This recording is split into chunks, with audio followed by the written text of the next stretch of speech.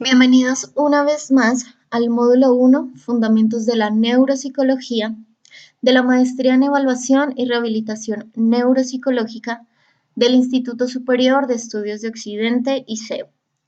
Vamos a finalizar con este bloque número 4, Evaluación Neuropsicológica. Los temas para este bloque son el proceso de evaluación neuropsicológica, niveles de interpretación de pruebas neuropsicológicas, las etapas de la evaluación neuropsicológica, algunas técnicas de neuroimagen y pruebas neuropsicológicas. Comenzamos con el tema número 1, el proceso de la evaluación neuropsicológica. Partimos del punto de que la neuropsicología utiliza diversas técnicas de evaluación para explicar con mayor precisión las relaciones que hay entre el cerebro y la conducta. La neuropsicología, además, comparte con otras neurociencias las técnicas neuroanatómicas, electrofisiológicas y de imagen. Además de esto, dispone de un amplio repertorio de pruebas para realizar el proceso de evaluación de una forma más específica.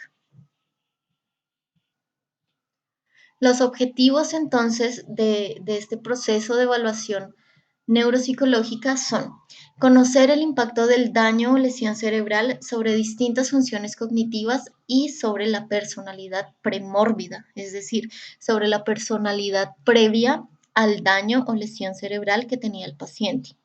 Contribuir al diagnóstico de patologías neurológicas o psiquiátricas. Preparar programas de rehabilitación neuropsicológica personalizados o especializados en cada paciente.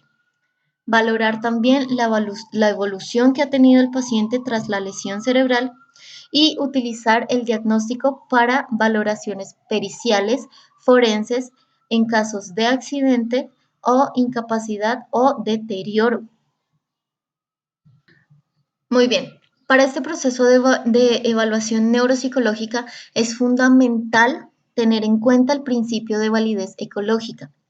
Esto consiste en que es un principio que indica que las condiciones bajo las que se pueden realizar generalizaciones desde las situaciones experimentalmente controlables al entorno natural en que se encuentra cada persona. Es decir, nosotros como neuropsicólogos no vamos a evaluar únicamente y cuantificar la mejoría en consultorio, sino que también esa evolución del paciente, esa evolución digamos, ese fortalecimiento a nivel de las funciones cognitivas específicas se deben ver reflejadas también en las actividades básicas de la vida diaria, como también en las instrumentales.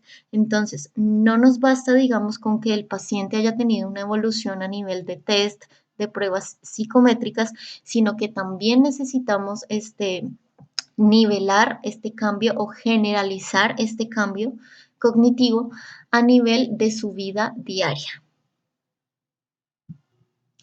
Algunas consideraciones a tener en cuenta a lo largo del proceso de evaluación neuropsicológica es que se tienen que tener en cuenta cosas como la personalidad previa, lo que les mencionaba ahorita, la personalidad premórbida del paciente antes de que sufriera tal daño o tal lesión cerebral.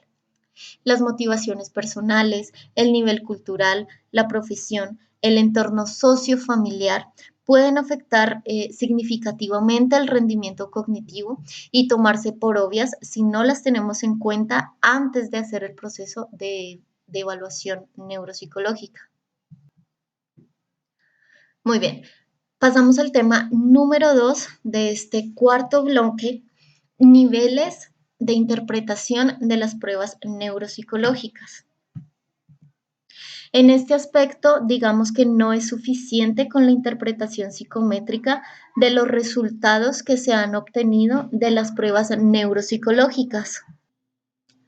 Decimos entonces que hay una necesidad de integración, es decir, hay una necesidad de integrar los aspectos psicométricos, cognitivos, neurofuncionales y ecológicos extraídos de la exploración para poder orientar mejor el tratamiento cognitivo o la rehabilitación o la rehabilitación neuropsicológica misma. El objetivo final entonces del proceso de la evaluación neuropsicológica será la comprensión de la intensidad y naturaleza de los déficits cognitivos, relacionándolos con el sistema nervioso y con las particularidades de cada persona. Muy bien. Es importante que ustedes tengan en su conocimiento que hay diferentes tipos de niveles de diagnóstico. El primero sería el diagnóstico psicométrico, que va a tener en cuenta el valorar los resultados obtenidos en las pruebas neuropsicológicas con base a criterios estadísticos. Es decir, a nivel psicométrico vamos a compararlos con una determinada población normativa de referencia. Esto sería un diagnóstico más de tipo cuantitativo. A nivel de diagnóstico cognitivo, podemos interpretar los déficits desde un punto de vista cognitivo, tratando de discernir qué funciones cognitivas se encuentran implicadas en cada uno de los casos. Este sería más un diagnóstico de tipo cualitativo.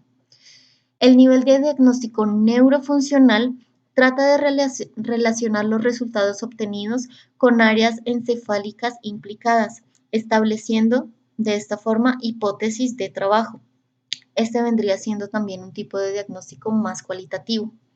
Otro nivel de diagnóstico es el ecológico, que lo que hace es extrapolar y ponderar los resultados psicométricos, cognitivos y neurofuncionales obtenidos con base en las circunstancias de cada sujeto, la personalidad previa, el nivel cultural, las motivaciones personales, el entorno sociofamiliar, etc.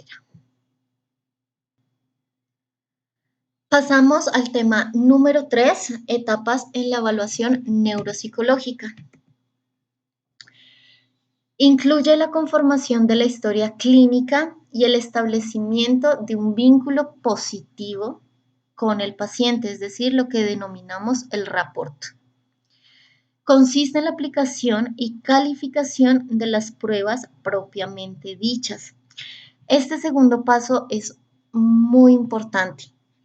Calificar las pruebas de forma pertinente es básico.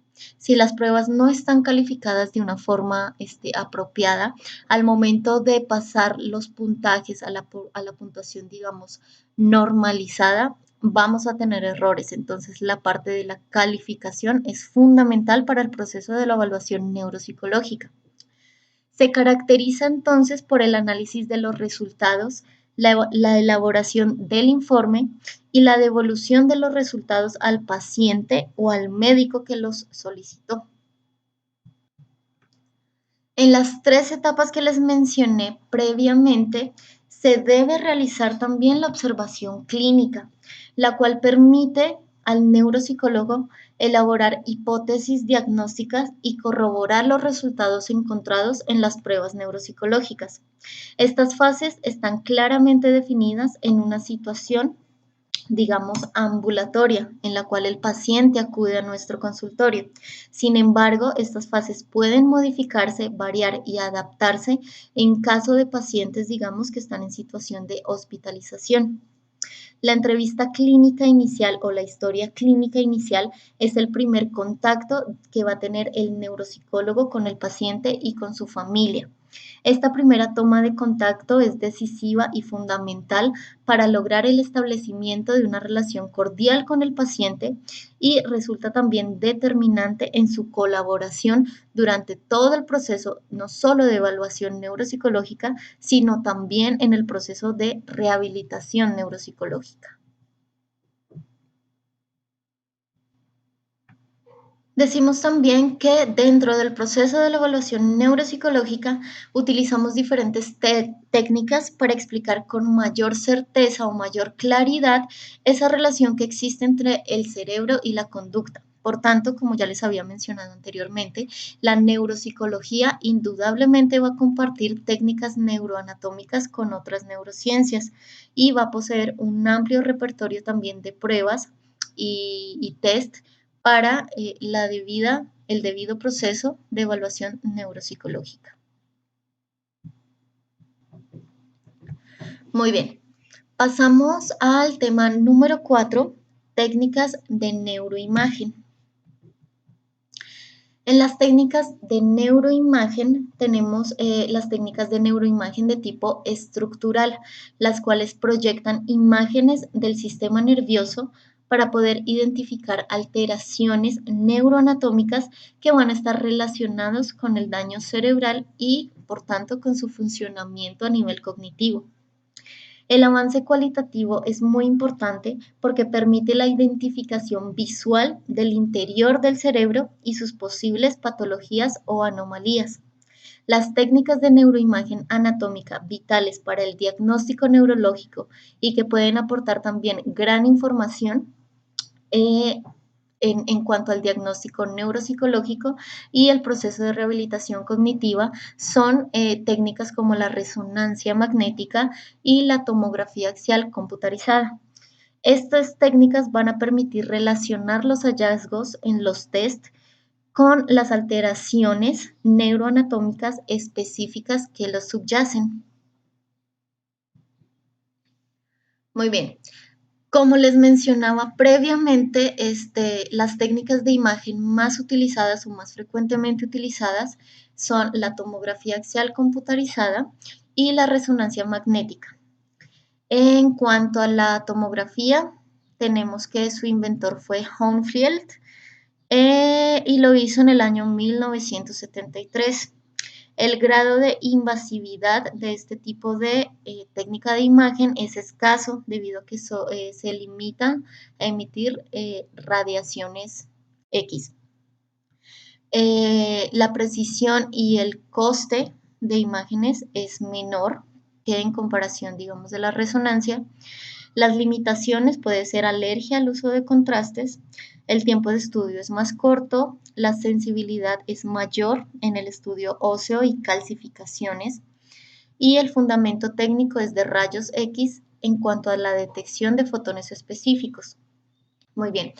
Sin embargo, para o en comparación con la resonancia magnética, su inventor fue Lanterburg en 1977.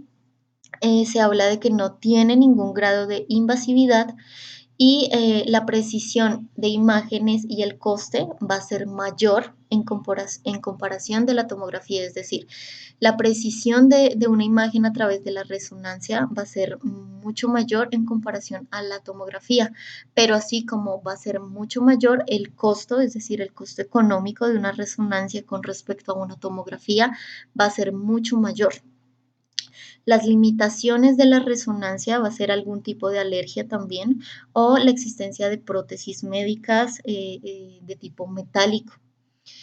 El tiempo de estudio en la resonancia va a ser más largo. Decimos que un estudio en resonancia magnética va a durar mínimo media hora. Y bueno, podemos decir que esto va a ser un problema en diversos pacientes, digamos que tengan problemas claustrofóbicos o, digamos, atencionales. Este tiempo que va a estar sometido mientras se va a hacer la resonancia magnética. Muy bien, la sensibilidad en la resonancia magnética va a ser mayor en cuanto a las enfermedades de sustancia blanca, neurodegenerativas, es decir, demencias, tumores y afecciones a nivel medular. El fundamento técnico de la resonancia magnética va a ser la utilización de un electroimán por medio de la distribución de agua en los tejidos. Muy bien. Algunas de las ventajas de las técnicas de neuroimagen van a ser obtener imágenes del cerebro de gran precisión, nos van a ayudar a localizar topográficamente las lesiones cerebrales producidas por diversos factores, como les comentaba en una unidad, en un bloque previo, vasculares, traumáticos, tumorales, infecciosos, degenerativos. También van a permitir identificar lesiones neuroanatómicas de pequeño tamaño o de tipo difuso, es decir, a través de estas técnicas de neuroimagen podemos ver con mayor certeza si se trata de una lesión, digamos, difusa o pequeña que, digamos, no se puede ver con otro tipo de técnicas. Permiten también relacionar las lesiones neuroanatómicas con los déficits cognitivos observados a través de las pruebas neuropsicológicas. También van a permitir el control y el seguimiento de estas lesiones o daños cerebrales, comparando los resultados con los obtenidos en pruebas neuropsicológicas previas. Por último, otra ventaja de estas técnicas de neuroimagen va a ser que van a valorar de una forma eficaz la posible degeneración del cerebro o patología del cerebro y atrofia a nivel cerebral en enfermedades sobre todo progresivas, como son las enfermedades neurodegenerativas. Ok, aquí hay un pequeño cuadro, digamos, de resumen. Ya les había, digamos, mencionado algunas de las ventajas de estas técnicas de neuroimagen, pero alguna de las limitaciones de este tipo de técnicas, por ejemplo, es que el coste es excesivo. Digamos, aquí en México, en la actualidad, año 2020, un examen de tipo resonancia magnética va a estar costando mínimo, sin contraste, mínimo unos 3.500 pesos. Otro tipo de limitación sería que no existen suficientes bases normativas de grupos normales o más bien de tipo de grupos control con respecto a cualquier otro tipo de patología neurológica. Tienen también una gran complejidad metodológica y permiten una escasa generalización de los resultados. Muy bien, vamos ahora con el último tema de este último bloque, que van a ser las pruebas neuropsicológicas.